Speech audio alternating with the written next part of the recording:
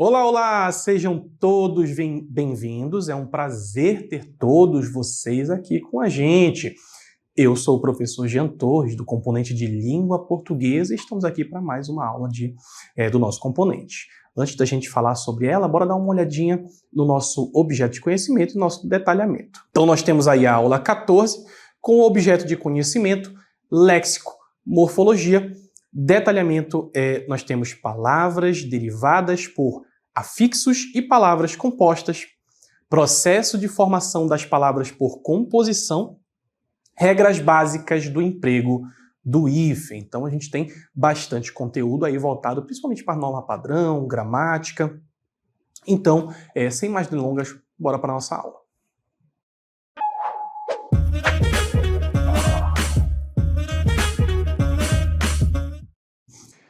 Então, a gente vai falar um pouquinho sobre léxico, vai falar sobre morfologia, e antes da gente partir exatamente para falar sobre esses conceitos, sobre as definições, sobre os exemplos, eu queria ler com vocês dois textos. O primeiro dele vai aparecer aí na tela para vocês, que é o trecho do conto Menino Maluquinho. Na verdade é uma espécie de adaptação, a gente sabe, uma história clássica aí para a literatura infantil no Brasil, feito pelo nosso querido mestre Ziraldo.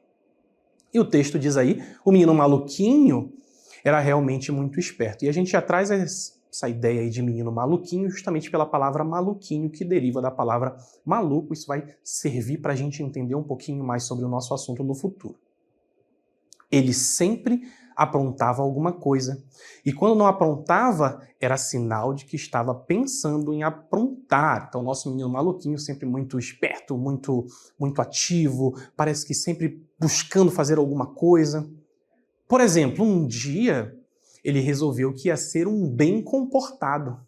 Só que o bem comportado dele não era o bem comportado da mamãe e do papai. A gente tem outra palavra aí também que ajuda a gente a pensar um pouquinho do que vai ser o nosso conteúdo, que é a palavra bem comportado. Então, o bem comportado dele não era o bem comportado da mamãe e do papai.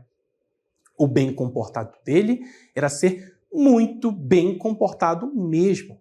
Mas na rua, em casa, ele era maluquinho como sempre. Olha aí a nossa luneta falando um pouquinho sobre essa questão de descoberta, a infância, tudo aquilo que faz com que as crianças sejam o que elas são, não é verdade? Essa ideia de ser muito bem comportado, essa ideia de a decisão dele de ser bem comportado, a decisão de ser muito além do que aquilo, porque ele era maluquinho, principalmente em casa, né?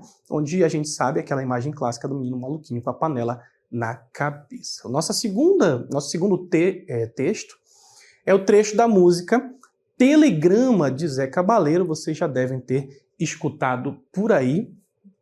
Em algum momento, ali na nossa letra, nós temos eu tava triste, tristinho. E eu já chamo a atenção para você aqui, que a gente traz a música justamente, olha só, triste, mas não só triste, ele estava tristinho. Isso aqui é importante para a gente entender um pouco do que a gente vai fazer na aula de hoje, tá bom?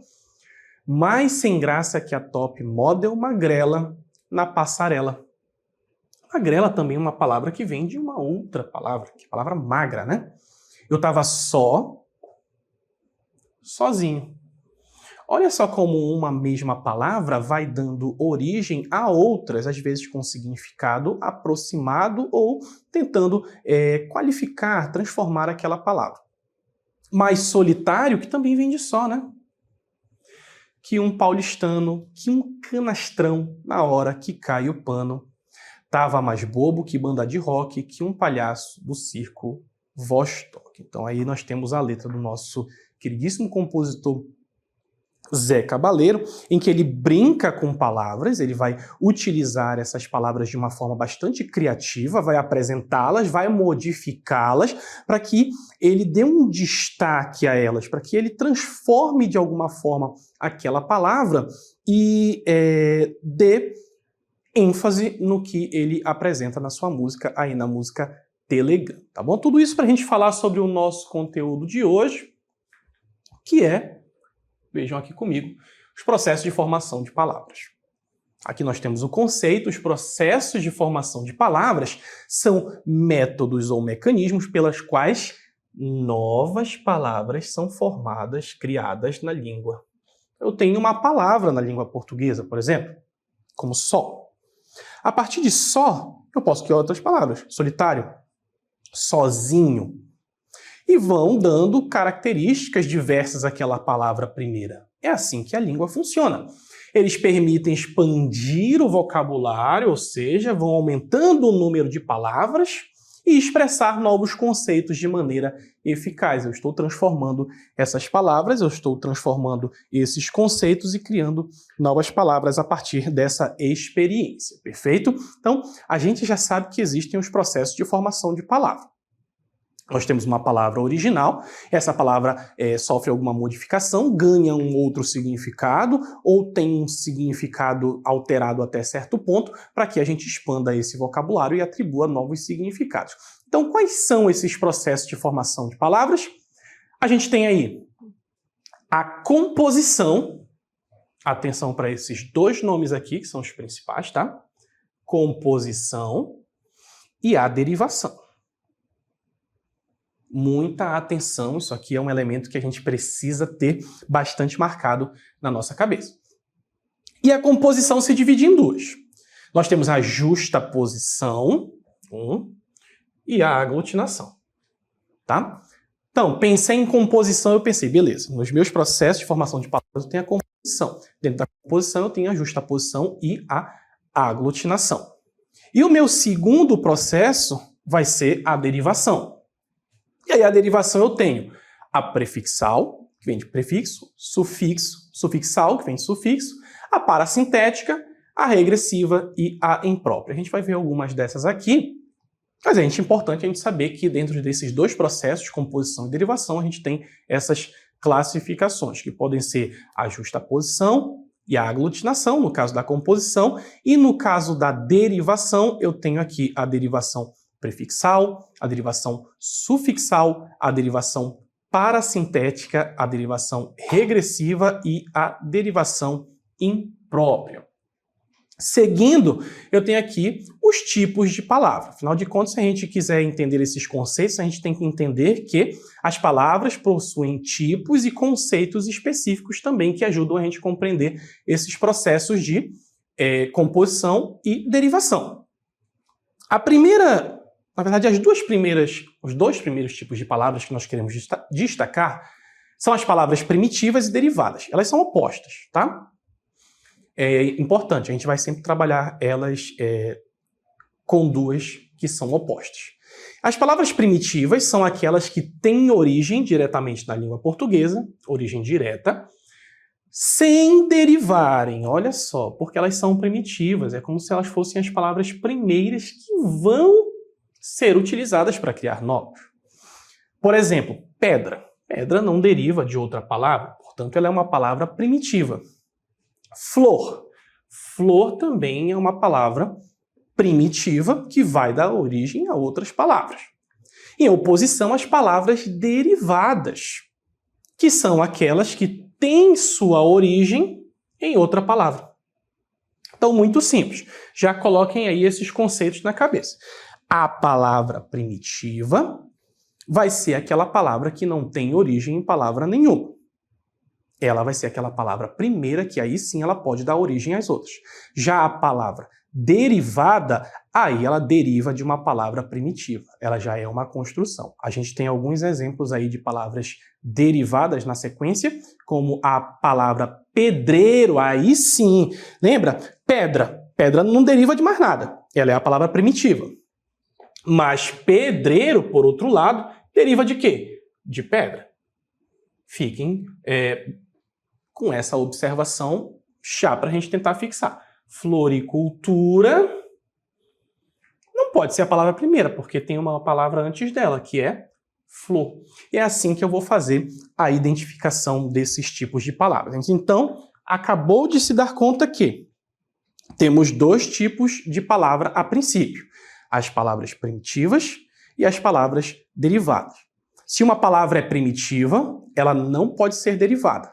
Se uma palavra é derivada, ela não pode ser primitiva. Vamos continuar com algumas classificações de palavras. As próximas duas dos dois tipos são as palavras simples e as palavras compostas. As palavras simples são aquelas formadas por apenas um radical. Radical é aquela parte da palavra que não muda.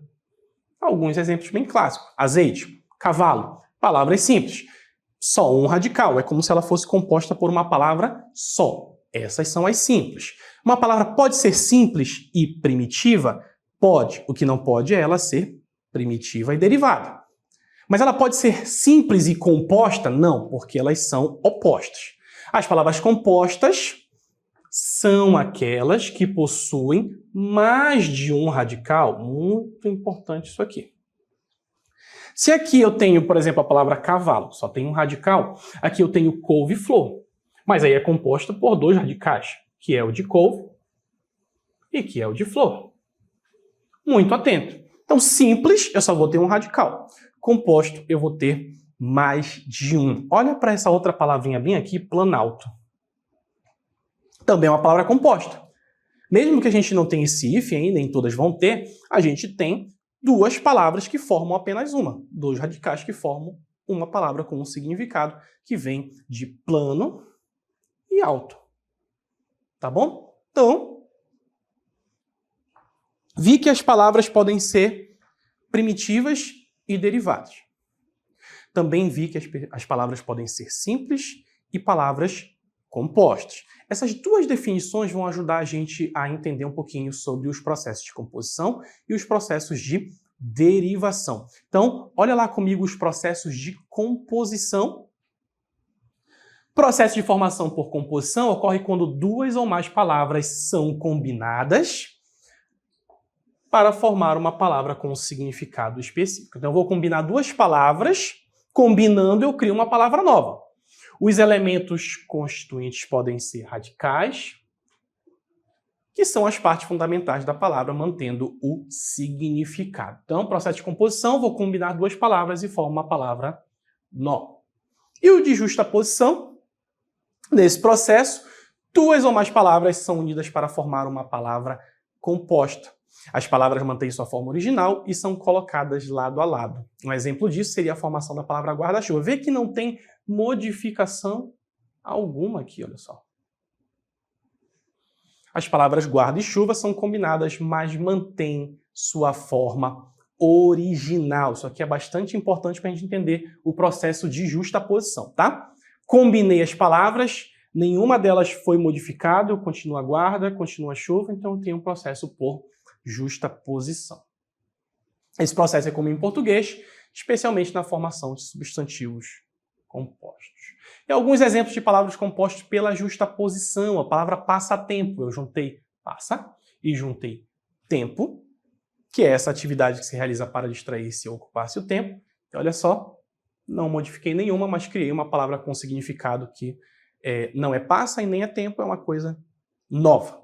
Guarda-chuva, juntei as palavras guarda, juntei a palavra chuva, que é esse objeto utilizado, a gente tem aqui na imagem a referência, e essa palavra ela ficou com um novo significado ao juntar as duas. Isso é bastante importante, tá bom?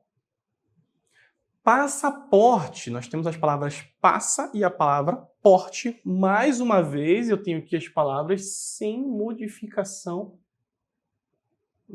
na sua estrutura. Passa e porte, o documento que permite a entrada e saída de uma pessoa de um país para outro. Tem aí a nossa ilustração para vocês entenderem mais ou menos como funciona. A palavra pé de moleque, que é um doce típico brasileiro feito de amendoim torrado, açúcar e rapadura. Vejam também que eu não fiz nenhuma modificação. Ao mesmo tempo, o novo sentido da palavra não tem nada a ver com as palavras independentes, com pé ou com moleque. Na verdade, a gente está falando sobre um doce. E a estrutura de cada uma dessas palavras que compõem continua intacta. Perfeito? E a gente tem mais uma aí na sequência. Girassol, essa aqui é interessante. Girassol é esse tipo de flor que produz reflexos multicoloridos quando girada sob o sol. A gente tem aí a junção das palavras gira e sol. O professor tem um S a mais ali. Eu já identifiquei que tem um S a mais. Isso aqui é uma questão gramatical. É só o acréscimo para que o som continue funcionando dessa forma. Mas aí eu tenho gira e eu tenho sol, que continuam intactos. Portanto, eu tenho ainda o processo de justaposição. Muito atento para isso, beleza? Então a gente falou aí sobre o processo de justaposição, estou juntando essas palavras, estou fazendo com que elas formem um novo significado e não tenho alteração na estrutura da palavra. Isso é bastante importante para caracterizar a justaposição. A gente também tem algumas regras de hífen para falar sobre elas, como a gente vai ver aí na sequência. Regras de hífen em palavras compostas por justaposição. Como regra geral, nas palavras compostas, o hífen é usado quando o primeiro termo, por extenso ou reduzido, está representado por forma substantiva, adjetiva, numeral ou verbal. Então, o decreto é um substantivo, mesa, substantivo, arco, substantivo, tio, substantivo. Todas essas palavras, sendo o primeiro termo uma forma substantiva, adjetiva, numeral ou verbal, eles vão ter esse item aí que é o hífen. Só relembrando, o que é o hífen, professor? Aqui, ó. Hífen, hífen, hífen, todas elas aí compostas basicamente por isso com os nossos exemplos, tá bom? Decreto-lei, mesa redonda, arco-íris, tio-avô, conta-gotas, porta-aviões, guarda noturno, boa-fé, aí exemplos com adjetivos, né? E má-fé. Na sequência, porém, alguns compostos perderam a noção de composição e passaram a ser escritos aglutinadamente. Algumas palavras que ao longo do tempo foram sendo modificadas e chegaram sem a necessidade de hífen a essa formação, como é o caso de girassol, Madre Silva, pontapé, paraquedas, paraquedista, manda-chuva, todas elas, professor, não tem hífen mesmo seguindo a regra exatamente, porque ao longo do tempo elas foram se modificando e acabaram chegando numa forma que já é aceita como a norma padrão. Perfeito? Bora continuar então com as palavras compostas por preposição que perderam o hífen nas regras, nos últimos acordos ortográficos, né? Como mão de obra. Olha aí como nós temos a preposição. Professor, o que é preposição? Só para lembrar. Aqui, ó, o de, o a, elas não têm hífen. Mão de obra não tem hífen. Lua de mel, dia a dia, boca de urna, pé de moleque, pão de ló, queda de braço, cara de pau, olho de sogra, brigadeiro do ar, camisa de força, Maria vai com as outras, passo a passo, faz de conta, calcanhar de Aquiles, todas essas palavras não utilizarão o hífen mais, tá bom? Já tem um tempinho. E algumas exceções à regra, claro, o português ele é cheio de exceções, aprendam isso aí. Água de colônia, arco da velha, cor de rosa, ao Deus dará, mais que perfeito, pé de meia, queima-roupa, são exceções, são palavras que mantêm o hífen mesmo com essa regrinha. A gente tem uma outra aqui também na sequência. Nomes das espécies animais e vegetais também continuam com hífen. Então, animais, nomes de plantas, por exemplo, e nomes de animais, no caso dos vegetais, plantas, estejam ou não ligados por preposição ou outro elemento.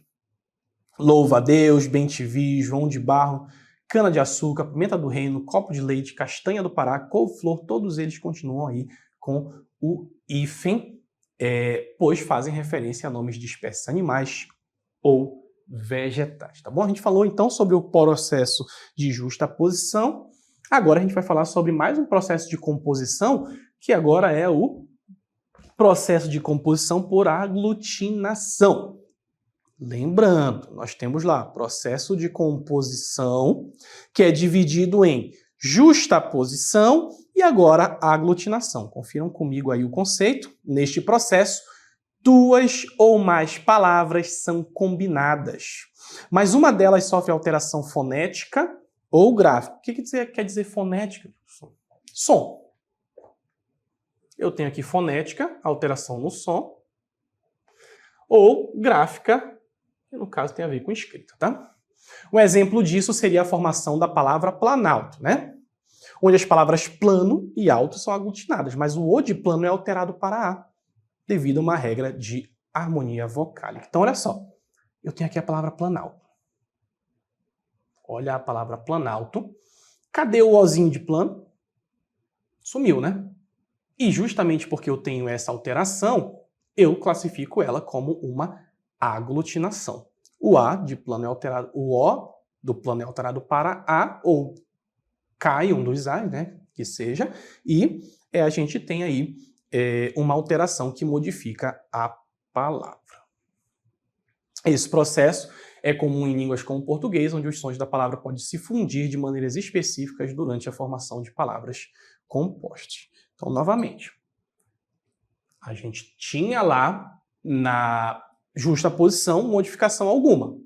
Aqui eu tenho alguma modificação. E essa é a diferença básica. Na aglutinação eu tenho planalto, né, plano mais alto, que significa uma superfície elevada e plana ou com poucas ondulações, entalhada por vales encaixados, o que supõe uma certa altitude acima do nível do mar.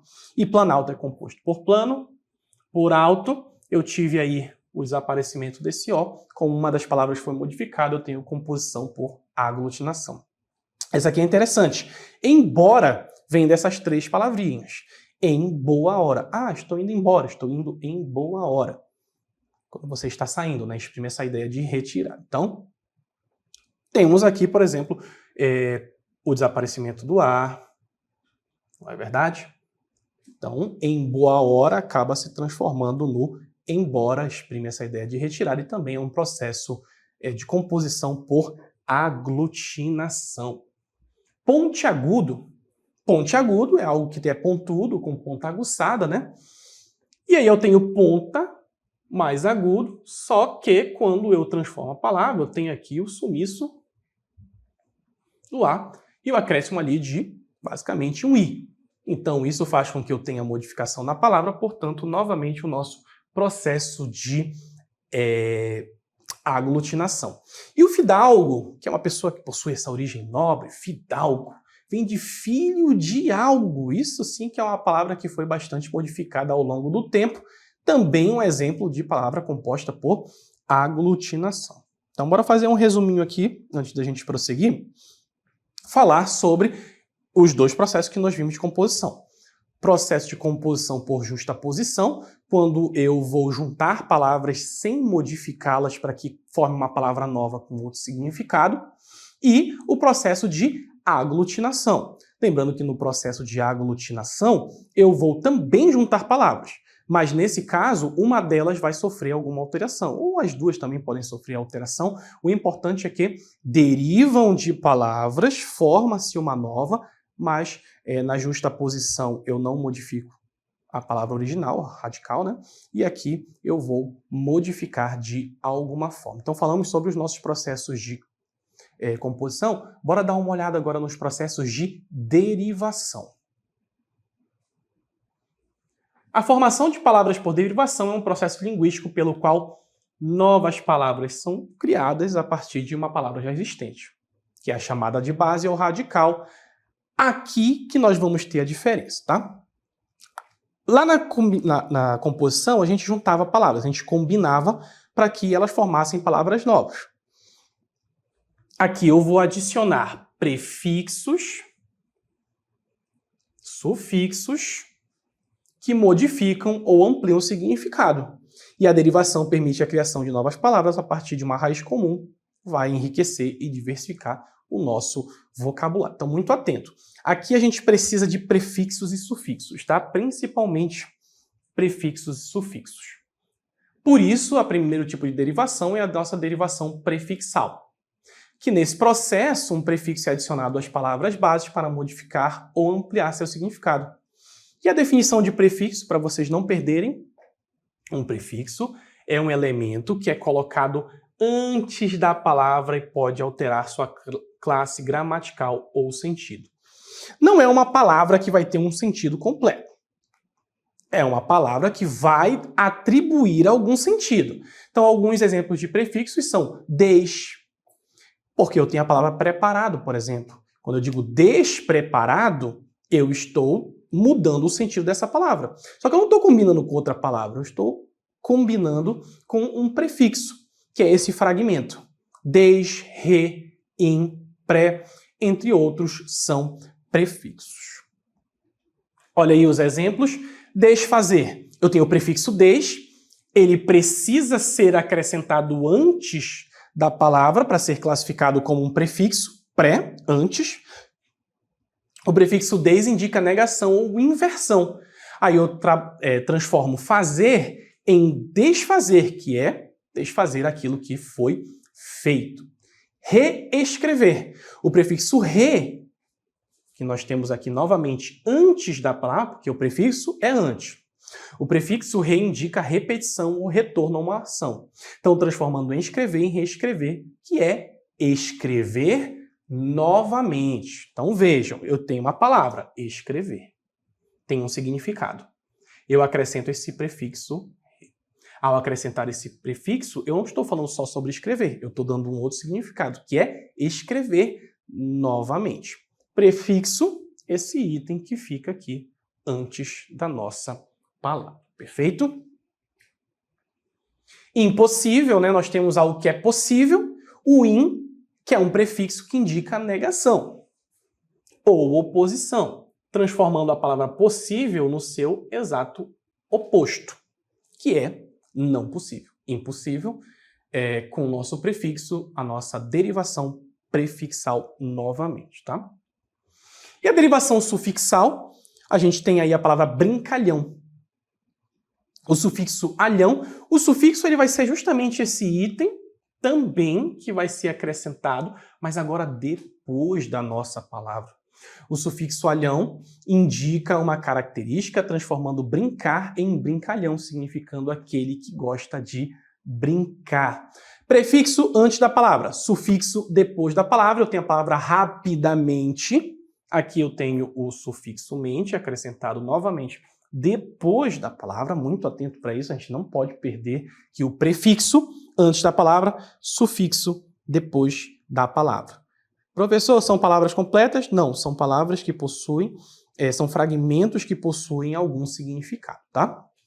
Indica a maneira como algo é feito, transformando rápido em rapidamente, significando de maneira rápida. Então, novamente, derivação. Professor, processo de derivação. Eu tenho uma palavra, eu entendi isso, beleza. Aí eu vou formar palavras novas a partir da derivação. E como é que isso vai funcionar, professor? Eu vou acrescentar um prefixo, e aí eu tenho derivação sufixal, uma palavra nova em que eu acrescentei um fragmento antes da palavra, ou eu acrescento um sufixo. E acrescentando esse sufixo, eu crio uma nova palavra, acrescentando esse fragmento depois do meu radical, depois da minha palavra. Caminhada, né? A gente tem aí caminho ou caminhar, e acrescentando esse ada, que indica a ação, como se ela estivesse sendo executada, a gente tem também uma nova palavra, tá? A gente também vai falar rapidamente sobre a derivação parassintética, é um processo de formação de palavras que ocorre quando uma palavra é derivada por meio da adição, tanto de prefixo quanto sufixo. Só que os dois são necessários ao mesmo tempo para que a palavra faça sentido. Isso aqui é muito importante, tá? A gente vai ver como isso funciona na prática. Se eu tirar o prefixo, a palavra não faz mais sentido. Se eu tirar o sufixo, a palavra não faz mais sentido. É a derivação parassintética. Anotem aí esse nomezinho. Olha aí alguns exemplos de derivação parassintética. A palavra enlouquecer. Eu sei que enlouquecer vem de louco. Acrescentei dois sufixos.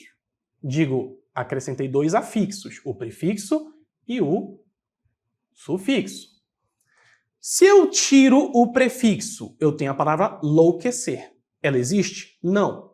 Se eu tiro o prefixo, louquecer, se eu tiro o sufixo, fica enlouque. Existe? Não também. Os dois são necessários. E isso resulta no que a gente chama de derivação parassintética. Muito importante, tá? Tenho prefixo e sufixo ao mesmo tempo, os dois são necessários para fazer sentido. Embranquecer também, olha só.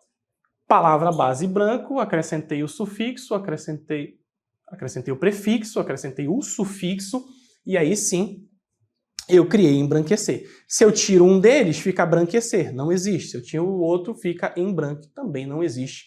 Por isso, derivação parassintética. E como não há nada mais a ser explicado, a gente vai encerrando a nossa aula por aqui. Fiquem bem, bons estudos e até a próxima.